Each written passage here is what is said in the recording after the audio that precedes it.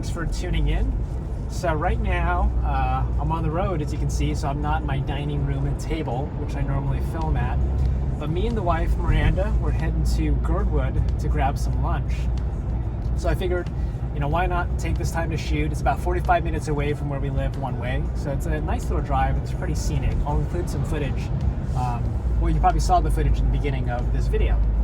But what I'm going to talk about today is intermittent fasting. So that's something I touched on a few times in my videos. In my 5 tips for fat loss video, I touched on intermittent fasting and fasted cardio. But right now I'm going to talk about intermittent fasting and my experience with it. So if you're not familiar with intermittent fasting, it's where you have a certain block of your day that's blocked out to intaking calories, eating, drinking, and another block where you're not intaking any calories, but you can drink water, of course, coffee, other 0 calorie type items, right? Consume it or drink it. So for me personally, I do a 16-hour non-eating window and an 8-hour eating window. And the way it works out for me is from 12 p.m. to 8 p.m. I eat. I intake everything I can. And from 8 p.m. to 12 in the morning, kind of that other shift, I don't intake any calories. The reason why it works out for me is because I'm sleeping for a majority of my non-eating window, so I'm not feeling the hunger pangs. But it's something that I've gotten my body accustomed to. And then we'll cut, right? I'll play around with it. So I've been doing it for about 8 years now. I've been doing it since 2012. And let me tell you, I've been really fat while doing IF, which is the acronym for intermittent fasting. And I've been really fit to the point where I am now with intermittent fasting. So I'm going to give you some really key highlights and some tips that can help you stay on track, use it accordingly, and stay healthy, altogether. So first tip is going to be, do not binge eat. I don't want you to go into this thinking it's a magic pill that you're going to automatically lose fat, gain muscle, and you'll be David freaking Goggins or whoever your fitness idol is, right? So don't binge eat. It's so easy to do it. What I used to do when I was fat during IF is I would tell myself, you know what? Since I haven't eaten for 2/3 of the entire day, I'm going to go ahead and just eat whatever the heck I want because my body will know what to do with the rest of it. It doesn't work that way. Ultimately, calories in versus calories out.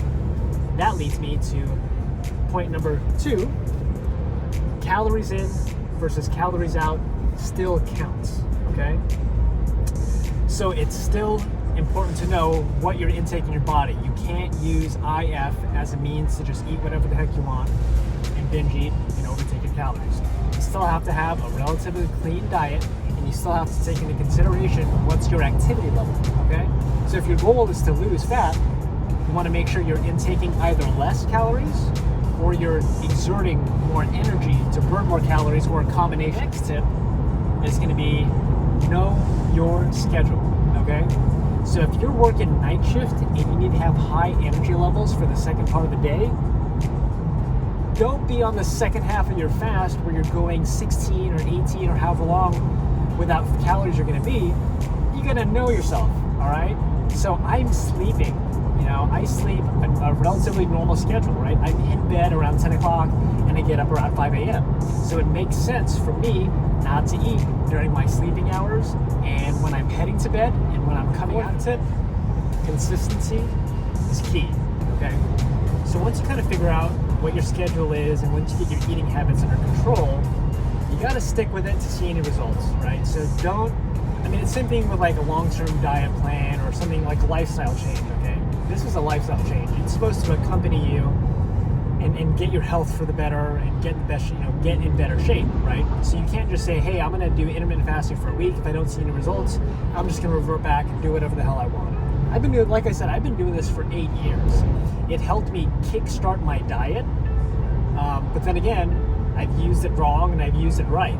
But stay consistent and stay on the path. So those are my tips for intermittent fasting, and what I'll do is I'll actually dive deeper a little bit into my story and when it started for me to do intermittent fasting. So it was 2012, and my dad passed away of esophageal cancer during that time. So you can only imagine kind of what I was feeling, the depression, the stress, and I ate, right? I ate my way for comfort, and I got really big. I got really heavy, especially for a guy my size. You know, I'm 5'7", a pretty, naturally a slim build, and I think I ballooned up to 180 or so.